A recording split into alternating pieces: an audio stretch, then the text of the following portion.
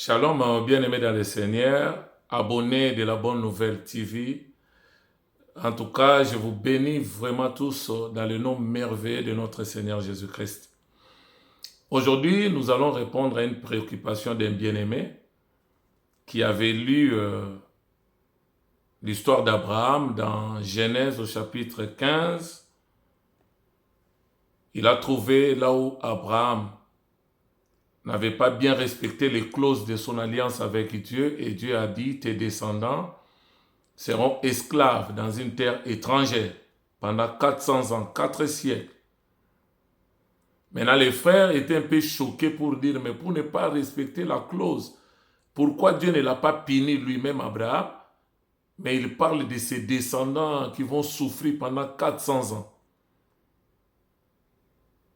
Donc, pour répondre à la question des bien-aimés, nous allons d'abord l'inviter à suivre une vidéo que nous avons faite sur la polygamie.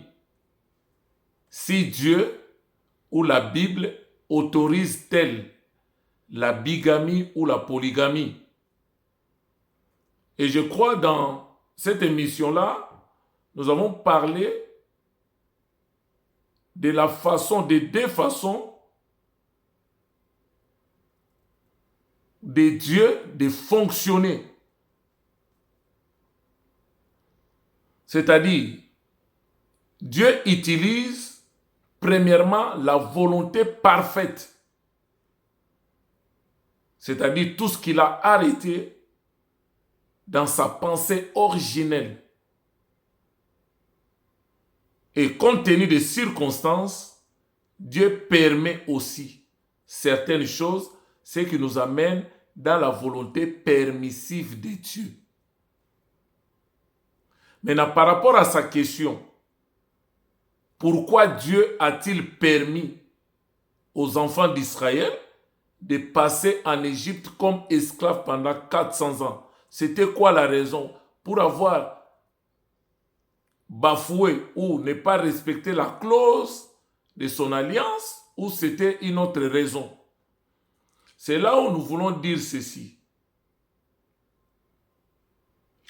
Nous avons un livre où nous avons eu à détailler beaucoup de choses. Sur ce livre, posez les fondements. Si vous en voulez, vous passez la commande, on va vous l'envoyer, même par la voie postale. Vous nous envoyez l'adresse, vos coordonnées, et on verra comment on pourra faire.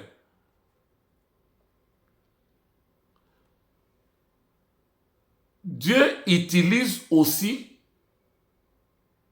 des raisons. C'est-à-dire, dans le fonctionnement de Dieu, il y a une raison que Dieu présente aux hommes.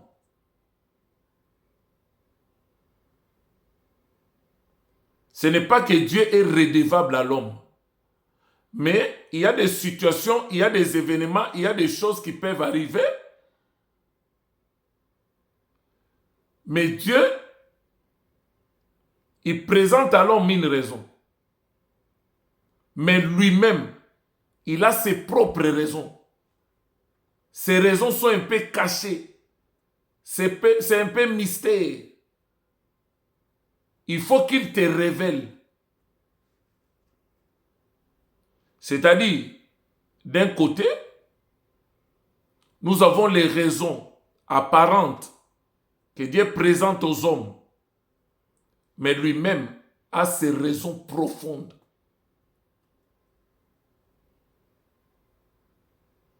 Je vais vous donner un exemple pour essayer de comprendre ce que je suis en train de dire. Quand nous prenons l'histoire de la construction du temple de Jérusalem,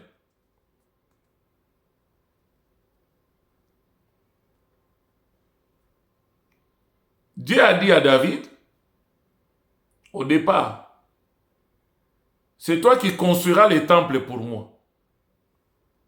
David, il a réuni tous les éléments, tous les matériaux, tous les matériels de construction Au moment où il s'est préparé pour la construction, Dieu vient.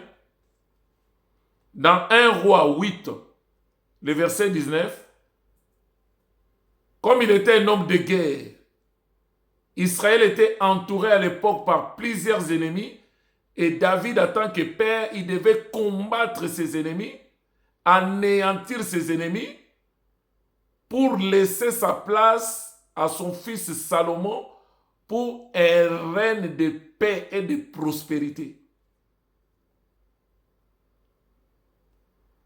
Dans 1 Chronique 28, à partir du verset 2 jusqu'au verset 3, l'Éternel présente la raison apparente aux hommes. Il dit à David, tu as versé trop de sang. Tes mains sont souillées, tes mains sont remplies de sang.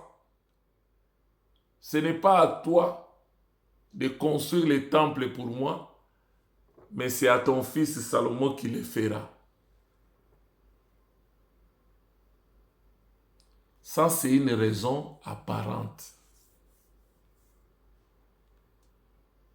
Mais Dieu a une raison profonde.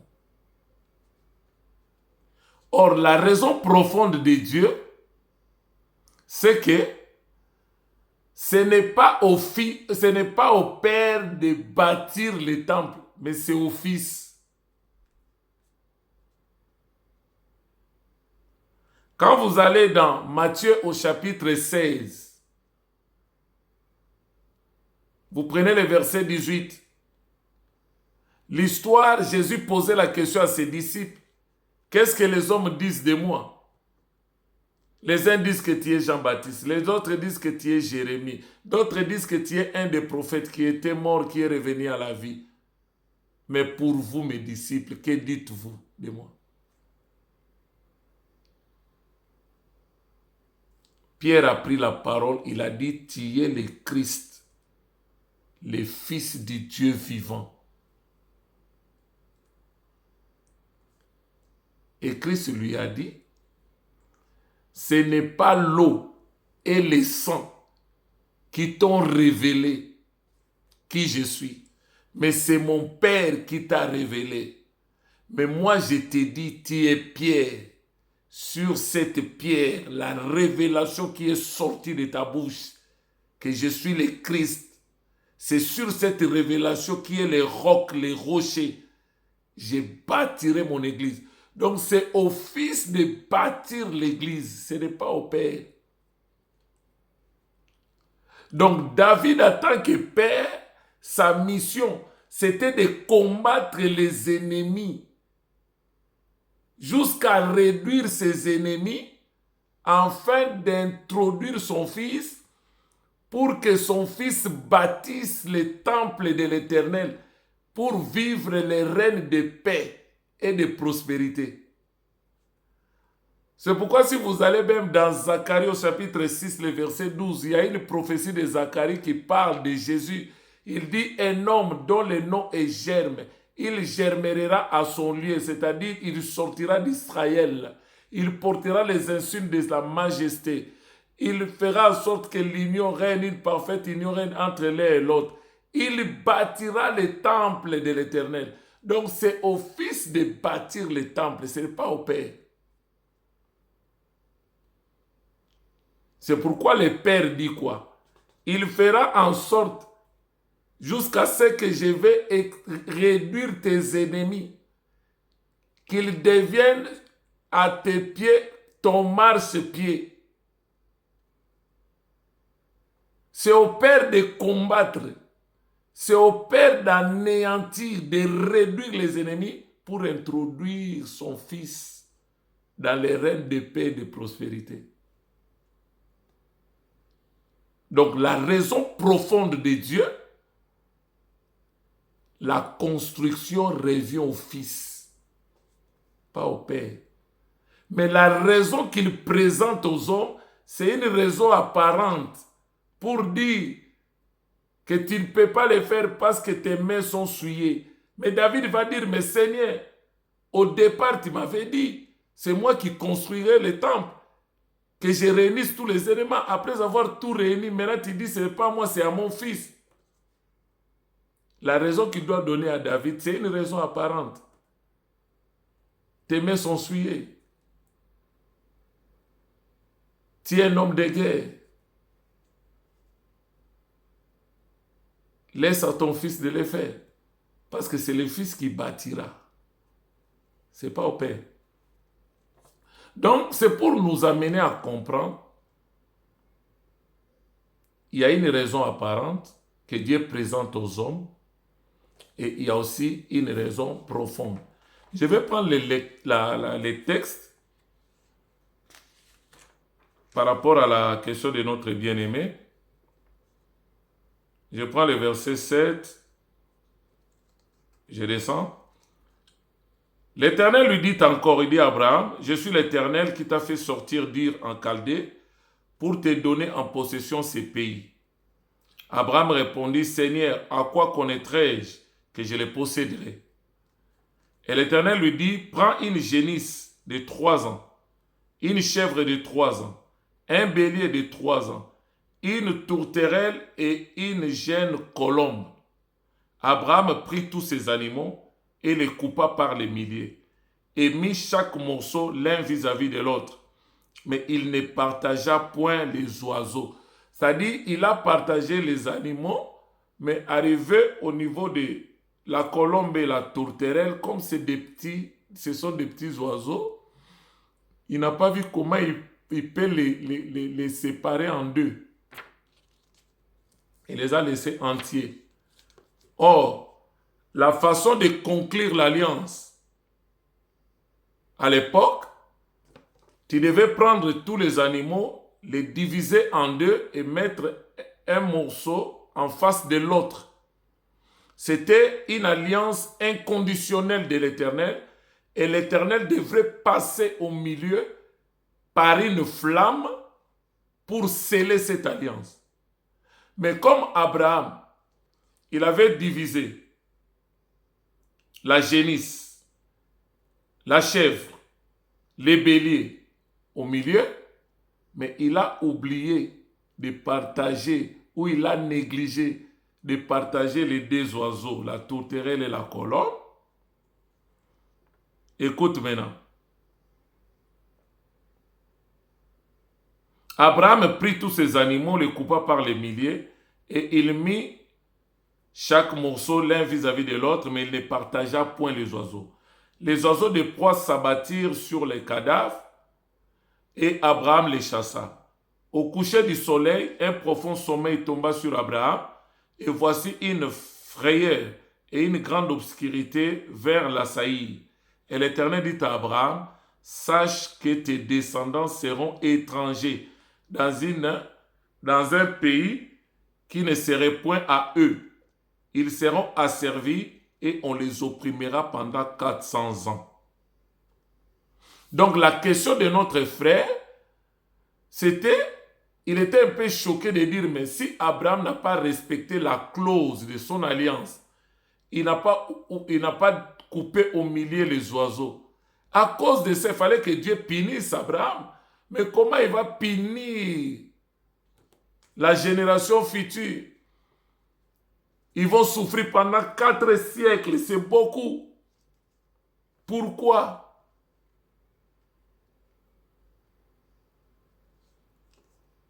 Ça,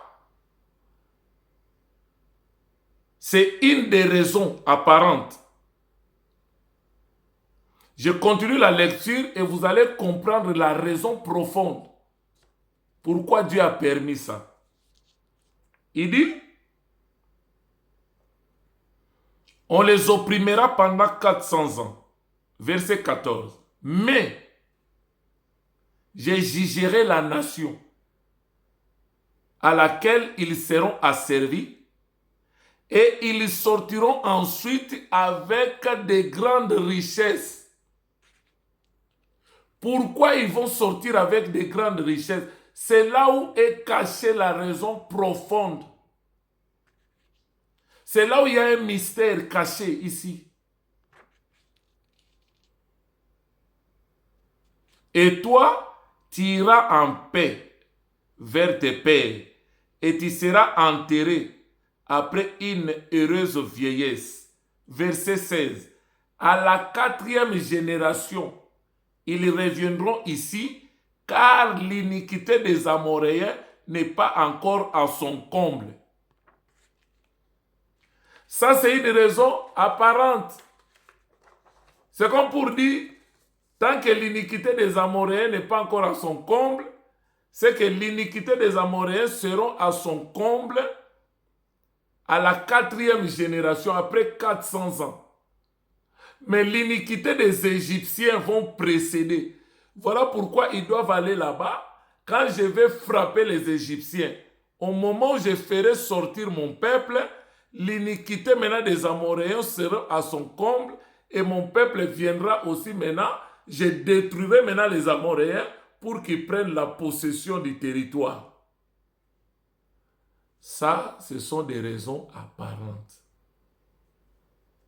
Mais c'est quoi la raison profonde?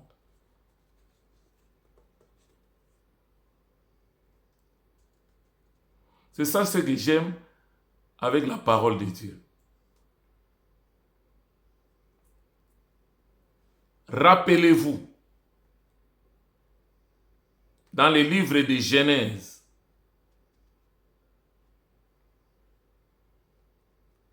au chapitre 3, vous prenez les versets 8 à 10. L'Éternel avait l'habitude, chaque soir, de venir dans les jardins d'Éden et rencontrer l'homme. Parler avec l'homme. Il y avait un lieu spécial dans les jardins d'Éden. Mais les jours où l'homme a péché, l'Éternel est venu le soir dans le lieu comme d'habitude. Mais l'homme, à cause du péché, il a fui la présence de Dieu. Il a fui les lieux de rencontre.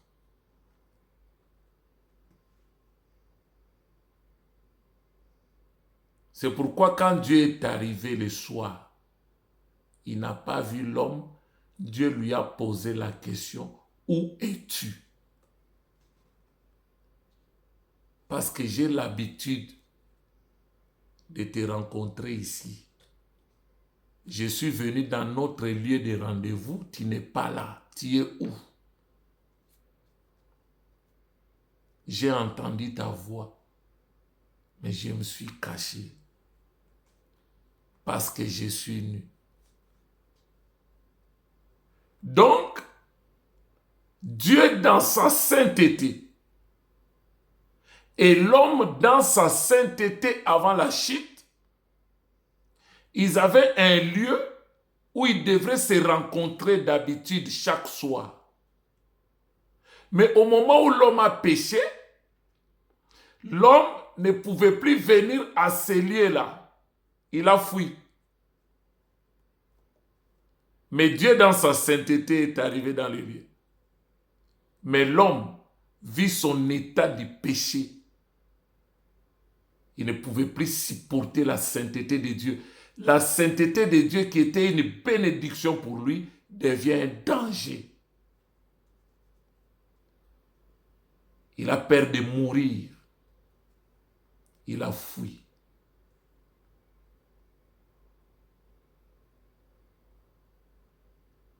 L'homme a quitté la présence de Dieu. Dieu l'a mis en dehors de l'Éden. Or, le souci majeur de Dieu, c'est d'être en communion avec son peuple.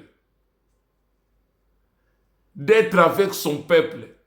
Visiter son peuple. Être au milieu de son peuple. Mais à cause du péché, Dieu est séparé de l'homme pécheur. C'est à partir de là, l'Éternel maintenant, dans sa volonté parfaite, il aime toujours la compagnie de l'homme qu'il a créé à son image. Il dit, mais qu'est-ce que je dois faire pour rencontrer l'homme qui est devenu pécheur? avec ma sainteté. Si je viens comme ça, là, il va mourir. Mais nous devons trouver un terrain où moi je m'approcherai et que lui aussi s'approcherait. Or, les lieux que Dieu avait prévus initialement, c'était les tabernacles. Maintenant, pour construire les tabernacles, il faut de l'or, il faut l'argent, il faut les reins, il faut des étoffes, il faut des vêtements. Maintenant, toutes ces richesses se trouvent en Égypte. Voilà pourquoi, moi l'Éternel, dans la volonté permissive, je permets à ce que mon peuple passe en Égypte comme esclave, qu'il soit opprimé pendant 400 ans. Mais le jour où je me lèverai pour délivrer mon peuple, ils ne sortiront pas main vide. Ils sortiront avec de grandes richesses.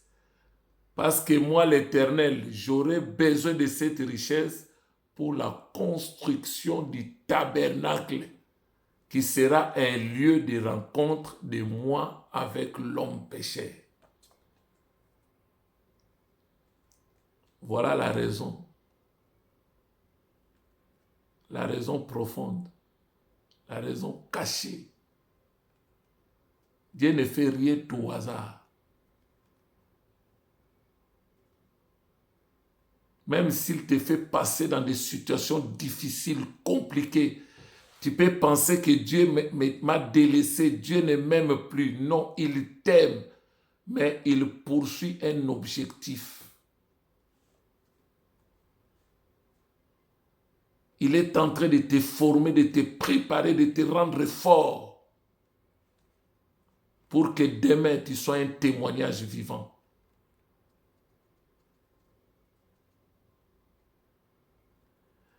Quand vous prenez Exode chapitre 3, les versets 20 à 22, l'Éternel a appelé Moïse. Il a donné à Moïse la mission d'aller libérer le peuple.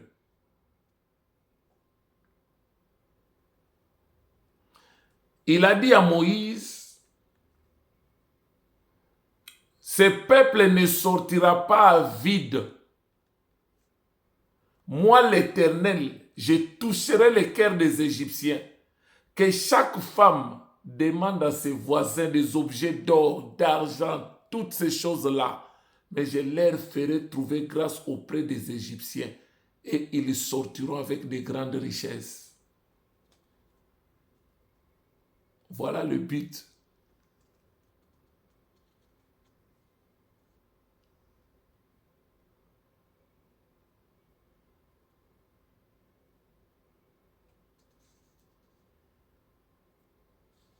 Parce que le but de Dieu, c'est d'habiter au milieu de son peuple. C'est pourquoi vous verrez, on témoigne dans Zacharie, dans Ésaïe.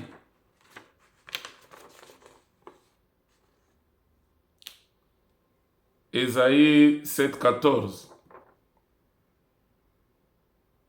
Là, on parle d'Emmanuel.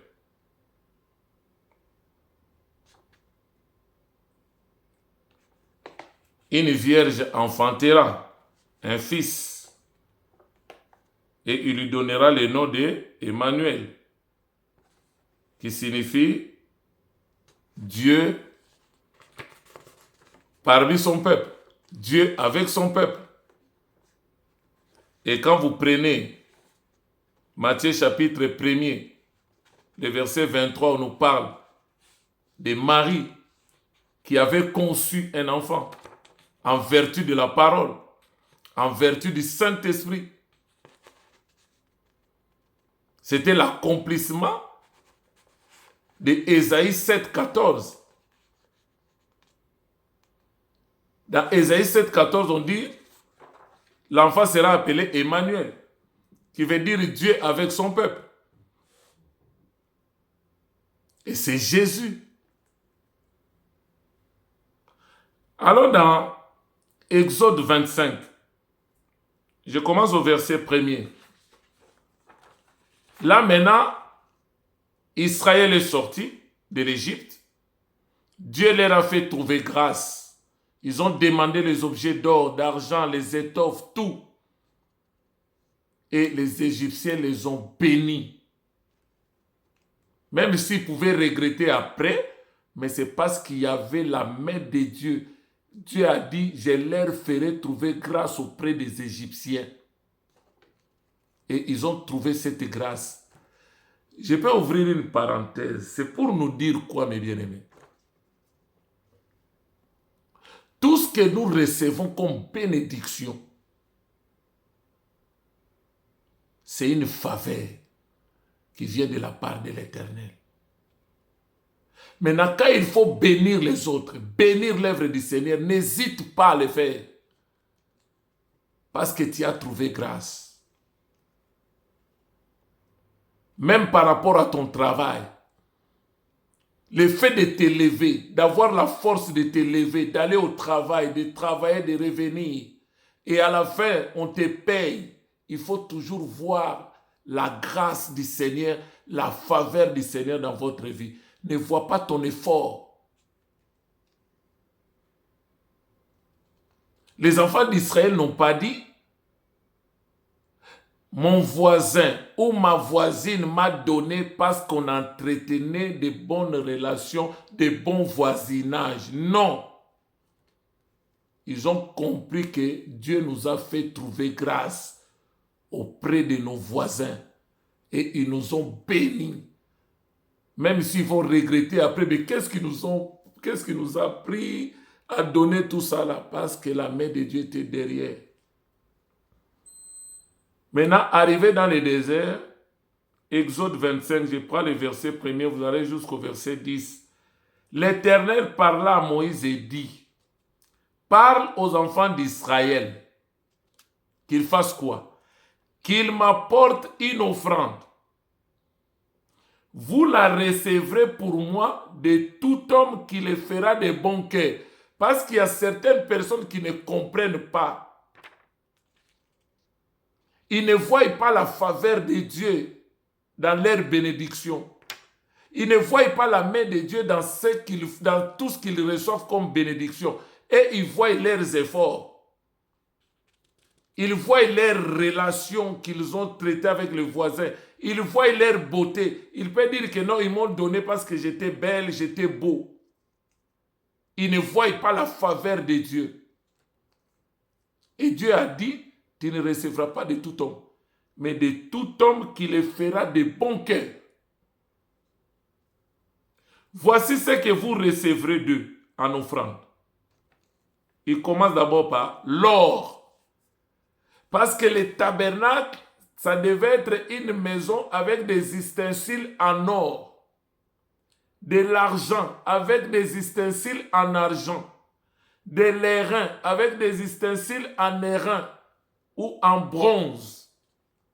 Des étoffes teintes en bleu, en pourpre, en cramoisi, du fin lin et du poil de chèvre, des peaux de bélier teintes en rouge, des peaux de dauphin, du bois d'acacia, de l'huile pour les chandeliers, des aromates pour l'huile d'onction et pour les parfums odoriférants, des pierres d'onyx, d'autres pierres pour la garniture de l'éphod et du pectoral. Ils me feront un sanctuaire. Et je ferai quoi? J'habiterai au milieu d'eux. Parce que le but de Dieu, il veut être avec son peuple. Marcher avec son peuple. Vivre au milieu de son peuple. Mais depuis que Adam avait péché, Adam a fui. À cause du péché, il a fui. Maintenant, Dieu, dans son amour, l'amour qu'il a pour l'homme qu'il a créé à son image et à sa ressemblance, il voulait créer un lieu spécial où il devrait venir pour habiter au milieu de son peuple. C'était le tabernacle. Or, le tabernacle, il fallait avoir des richesses pour construire. Or, cette richesse se trouvait en Égypte. Comment faire? Il a cherché une raison apparente que Abraham, tu as failli à la conclusion de notre alliance. Tu n'as pas partagé les animaux. Voilà pourquoi tu as quelque part échoué. Maintenant, tes descendants seront esclaves. L'iniquité des Amoréens n'est pas encore à son comble. Donc, il a donné des raisons apparentes. Mais la raison profonde de l'Éternel, c'était la construction du tabernacle, un lieu qui devait maintenant lui permettre d'habiter au milieu de son peuple, parce qu'il est Emmanuel, Dieu avec son peuple, Dieu au milieu de son peuple.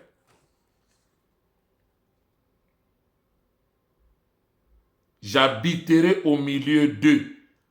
Vous ferez les tabernacles et tous les ustensiles d'après le modèle que je t'ai montré.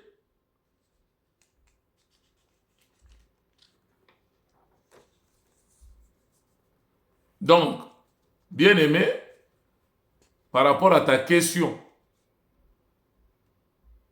vous avez compris que Dieu a des raisons. Il y a la raison apparente qu'il présente aux hommes. Mais lui a ses raisons profondes qui sont cachées. Il te faut une révélation pour comprendre la raison cachée de l'Éternel. Il y a aussi certaines raisons cachées de l'Éternel qui ne nous révèlent pas. C'est dans son intimité, c'est comme on dit, la gloire de Dieu, c'est de cacher des choses. Mais et des fois, il peut te révéler après sa vraie raison cachée.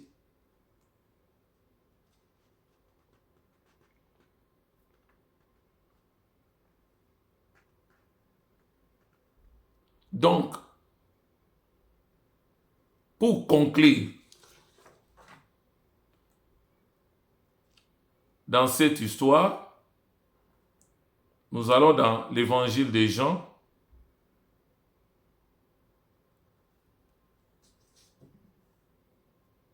Je prends le chapitre 4. Vous prenez du premier verset jusqu'au verset 24. Mais moi, je vais prendre à partir du verset 20. L'histoire de Jésus avec la femme samaritaine. Le Seigneur dit à la femme,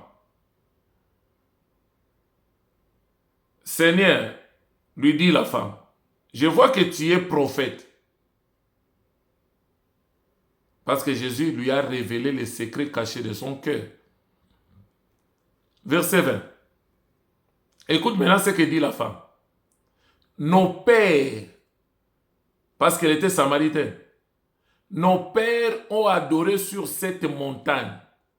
Or, quand on parle de pères en Israël, nous avons 3 pères en Israël. Le Dieu d'Abraham, d'Isaac et de Jacob. Tout ça, c'est aussi un enseignement.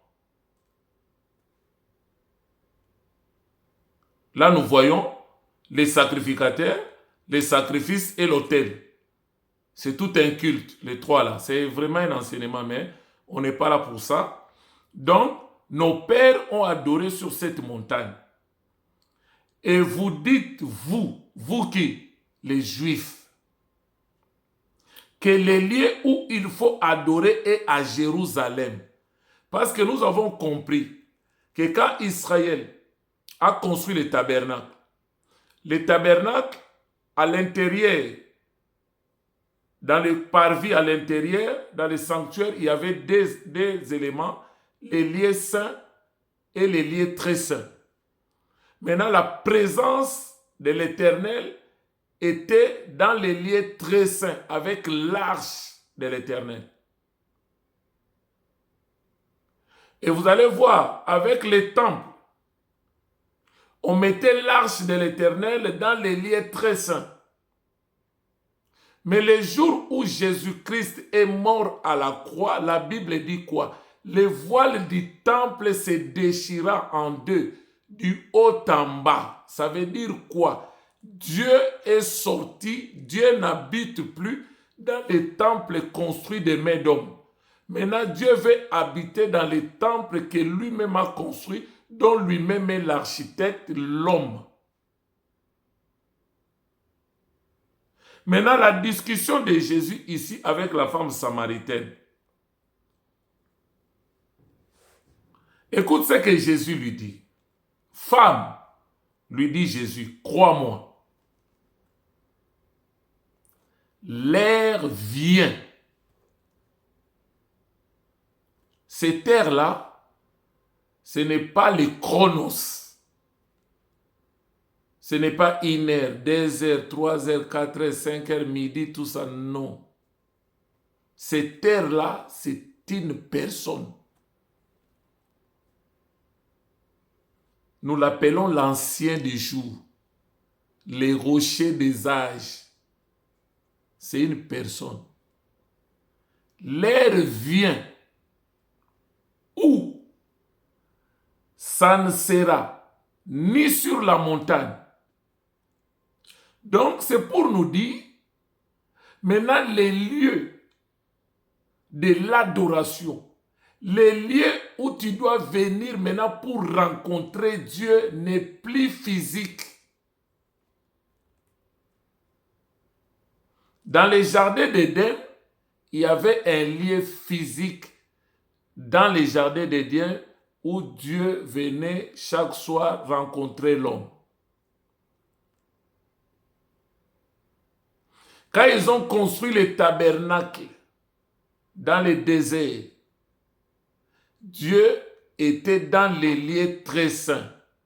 C'est là où il rencontrait l'homme. Quand ils ont construit les temples, on prenait l'arche de l'alliance, on mettait dans les lieux très saints.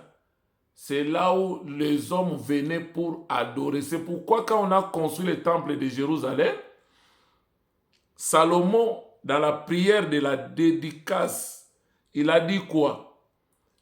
Père, tout celui qui entrera dans ce temple pour chercher ta face, qu'il soit exaucé. Même les étrangers qui viendront de loin et entreront ici, qu'ils soient exaucés. C'est pourquoi la femme samaritaine, il dit à Jésus, quand nous suivons l'histoire, Abraham a rencontré Dieu sur la montagne. Isaac a rencontré Dieu sur la montagne. Jacob a rencontré Dieu sur la montagne. Ils ont adoré Dieu sur la montagne. Il n'y avait pas encore les temples. Il n'y avait pas encore les tabernacles. Mais vous les Juifs, vous dites maintenant les lieux où il faut rencontrer Dieu, les lieux où il faut adorer Dieu, les lieux où Dieu va exaucer, c'est dans les temples là-bas chez vous à Jérusalem.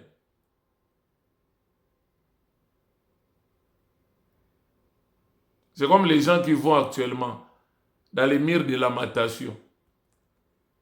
Dieu n'est pas là.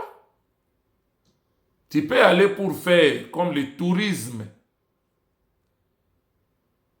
Maintenant, écoute ce que Jésus dit. Ça ne sera ni sur la montagne, ni à Jérusalem, ni dans les temples. Ce temps-là est révolu. Le lieu de l'adoration n'est plus physique. Ce n'est plus dans des synagogues, ce n'est plus dans des temples construits de mains d'hommes. Ce n'est plus ça. Le lieu de l'adoration maintenant est spirituel. Il dit, vous adorez ce que vous ne connaissez pas. Mais nous adorons ce que nous connaissons, car le salut vient des Juifs. Mais l'heure vient. C'est comme une promesse. L'heure vient. Elle est déjà venue. Ou complément circonstanciel des lieux. Donc, les gens doivent adorer dans cette terre-là. Et je vous ai dit, cette terre-là, ce n'est pas midi, ce n'est pas 12 heures, ce n'est pas 11 heures, ce n'est pas ça. Cette terre-là, c'est une personne.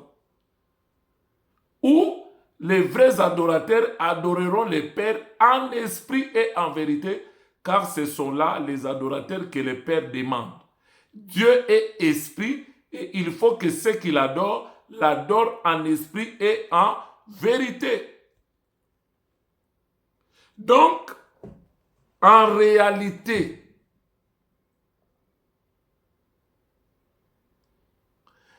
le véritable tabernacle, c'est Jésus-Christ. Le véritable temple, c'est Jésus. Donc, c'est lui qui est le véritable lieu d'adoration. C'est en Christ que nous adorons. C'est pourquoi, une fois que vous êtes en Christ spirituellement, maintenant, partout où vous pouvez vous retrouver physiquement pour prier, pour célébrer l'Éternel, le plus important, ce n'est pas les lieux physiques. Le plus important, c'est vous appartenez à une personne, à un lieu spirituel. C'est en lui qu'il y a l'adoration.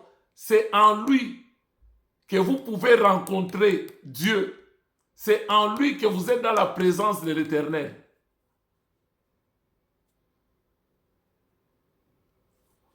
Parce que c'est lui qui est le véritable temple. C'est lui l'ère à laquelle nous devons adorer.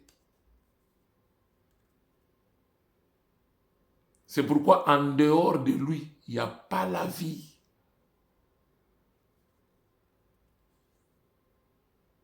C'est pourquoi la Bible dit, là où 2 ou 3 personnes se réunissent en son nom, il est là.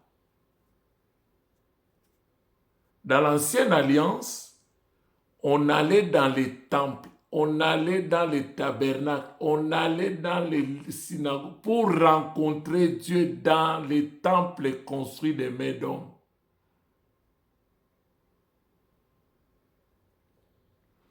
Maintenant, dans la nouvelle alliance, ce n'est plus les lieux physiques qui est important.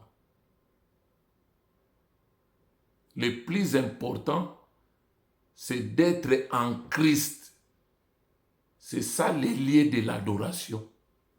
C'est ça l'ère où nous devons adorer.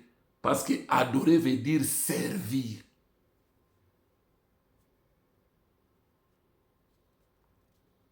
Au moment où Christ a dit, ce n'est ni sur la montagne, ni à Jérusalem, c'est pour nous dire, ce n'est pas la beauté du temple, ce n'est pas la construction des églises matérielles qui attire Dieu, ce n'est pas ça. Il faut être en Christ. C'est lui l'air. C'est lui le temple, le véritable temple. C'est lui les lieux où nous étions pécheurs, nous venons pour rencontrer Dieu. C'est en Christ que tout se passe. C'est pourquoi j'aime l'épître d'Éphésiens au chapitre 1er. On dit quoi? En lui, nous avons. En lui. On va lire ça pour terminer. C'est vraiment important cet épître-là. Je crois épître de Paul. Éphésiens 1. On dit quoi?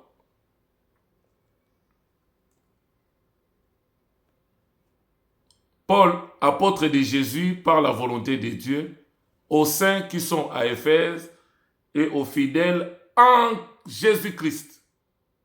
Que la grâce et la paix vous soient données de la part de Dieu, notre Père, et du Seigneur Jésus-Christ. Verset 3. Béni soit Dieu, le Père de notre Seigneur Jésus, qui nous a bénis de toutes sortes de bénédictions spirituelles dans les lieux célestes ou en Christ. Pas en dehors de Christ. Donc toutes les bénédictions spirituelles que nous avons reçues du Père, c'est en Christ.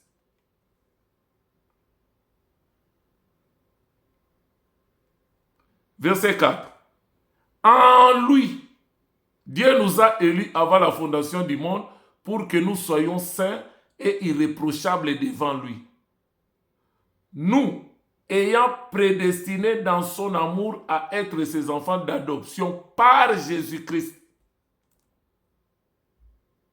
selon les bons plaisirs de sa volonté, à la louange de la gloire de sa grâce qu'il nous a accordée en son bien-aimé. Oh, le bien-aimé là, c'est qui? C'est Christ.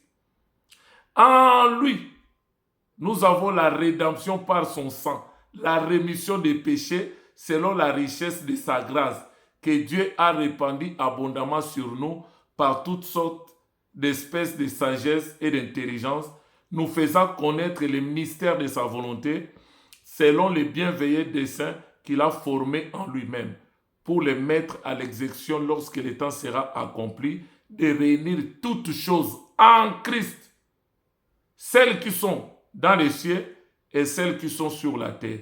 Verset 11.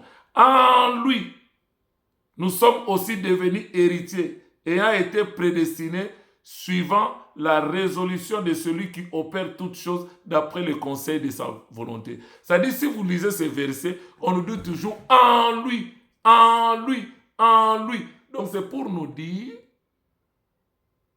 les véritables lieux de rencontre de l'homme avec son Créateur, c'est Jésus-Christ.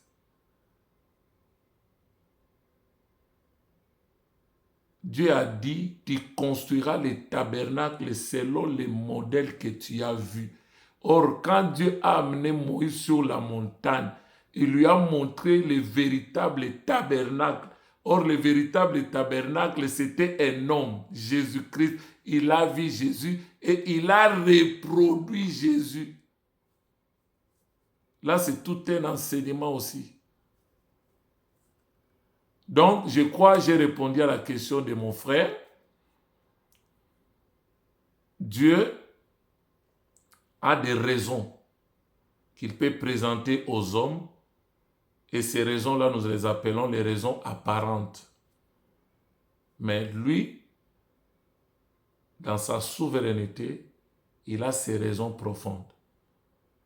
Donc, s'il a permis que les enfants d'Israël passent en Égypte comme esclaves, ce qu'il a présenté à Abraham comme raison apparente, tu as mal respecté la clause de l'alliance, l'iniquité des Amoréens ne sont pas encore à son comble. Ça, c'est une raison apparente. Mais la raison profonde de l'Éternel, il voyait la construction du tabernacle, et cette construction du tabernacle nécessitait une grande richesse. Et cette richesse se trouvait en Égypte. C'est pourquoi les peuples doivent passer comme esclaves. Mais les jours où ils sortiront avec de grandes richesses. Et moi, l'Éternel, je leur ferai trouver grâce auprès des Égyptiens. Donc, vraiment, c'était ça. Que l'Éternel nous bénisse. N'oubliez pas de vous abonner dans notre chaîne, La Bonne Nouvelle TV. Et les livres qui révèlent un peu tous ces mystères, tous ces secrets-là. Donc, si vous voulez commander, n'hésitez pas. Nous ferons le plaisir de vous les envoyer par la voie postale. Que l'Éternel nous bénisse. À la prochaine.